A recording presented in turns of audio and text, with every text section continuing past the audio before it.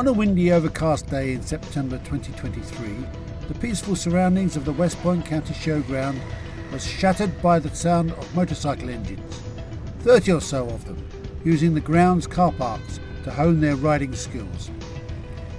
This was a special day set up by Devon Advanced Motorcyclists.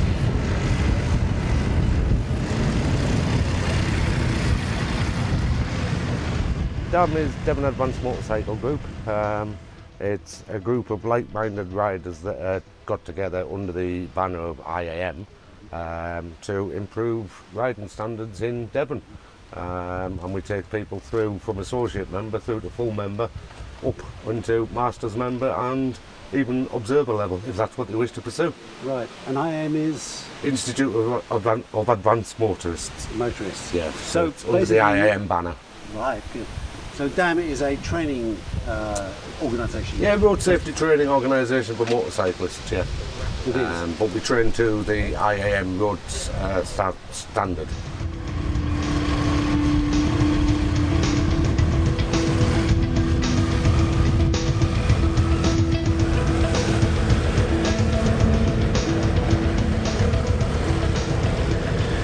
Well, I got back into motorbikes after about a 30-year break, my great age, and wanted to be safer, and so searched around and found DAM and joined, and they allocated me an observer, and then I think in 2020 I took my test. You arrange to meet at a mutually convenient time and place, and then you go out for a ride together, maybe about 3 hours, with stops for coffee and cake, and looking at the roadcraft, the police manual, which is where the course comes from, really.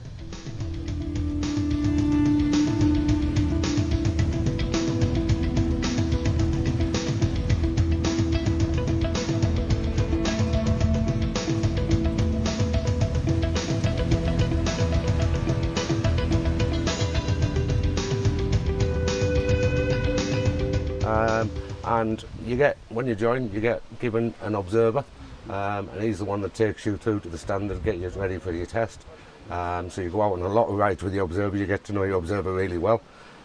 He critiques your driving, all in a positive way, obviously, and hopefully improving your riding standards so that when we put you in for the test, you're in with a good chance of passing the test first time out the box. My motorcycling started in the 60s with a 250cc 12 horsepower bike.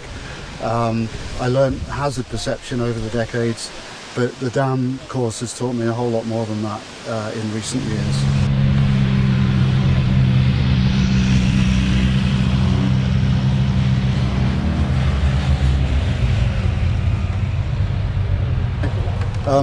So basically, you're holding a bit of throttle, 1,000 revs or something like that, and then you don't ever touch the front brake because you can come off forwards, but you're using the back brake and the clutch on this side. So this is slowing you down, and letting the clutch out speeds you up while you're going at just 1 or 2 miles an hour, and then you've got time to balance and look where you're going.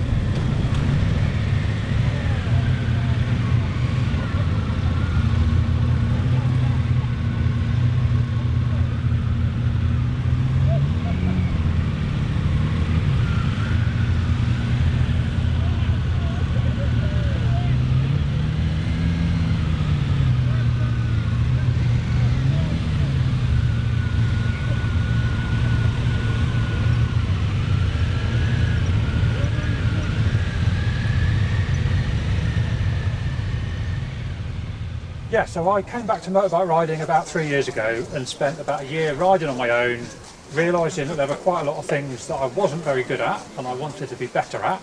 So I looked for some training, found the Institute of Advanced Motoring, which is organised through these local groups, got in touch with the DAM group, Devon group, and they were doing a free go out for a ride with an observer, and they'll tell you what you need to think about. So I had an hour and a half riding around the back streets of Teignmouth and Salden and getting lots of really good feedback, and then decided that actually doing the whole the whole course, going out with an observer, building up to that point where you're ready to take a test, was a worthwhile enterprise. I got linked up with Graham, who I think you might have already interviewed, and we've had loads of really good rides, lots of really good feedback, and definitely my riding has improved to the extent that I've just done a 2,500 mile trip to Sweden and back. Terrific. Getting back in time to come to the session today.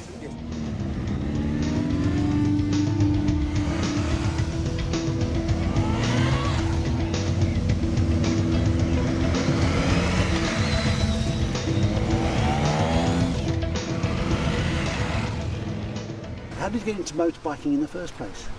Oh, it was a very strange way. My husband and I used to work at the RD&E, and we used to go in and out of in a car, and then we were told we couldn't park there if we lived closer than a certain radius.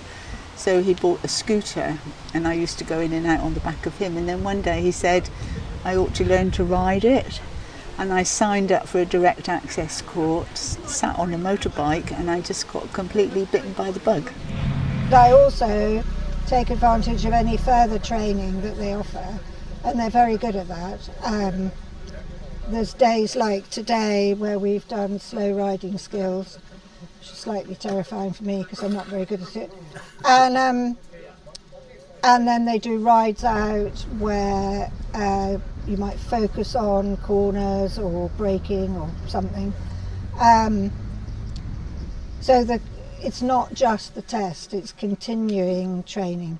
If you want to take that up, you don't have to. Well, I passed my direct access course, and then I realised I didn't know how to ride a bike. I learnt how to pass my test, but not how to ride on the road, so I looked for some further training that wasn't going to cost a lot of money. I've got a Honda CBF 1000. It's the fourth model of that bike I've got. I'm a bit of obsessed with it, really. It's black, it's boringly black, but I love it. I understand there's quite a social side. Can you tell me a bit about the social side of DAM? Well, it's a brilliant leveller. There's all sorts of everybody here, but we've all got a common interest in riding motorbikes, and so. But when we stop, we chatter about bikes and we chatter about other things as well. Yeah. So what does it mean to be an observer? It's a good use of my spare time, shall we say. So I work full time. I actually teach HGVs for a living during the day, and then on the evenings, weekends, when I've got time spare, I go out and give something back by teaching new associate members. And I enjoy it because I'm getting new riders or returning riders or less experienced riders up to a standard which is improving their safety above all else, because that's what we're trying to do.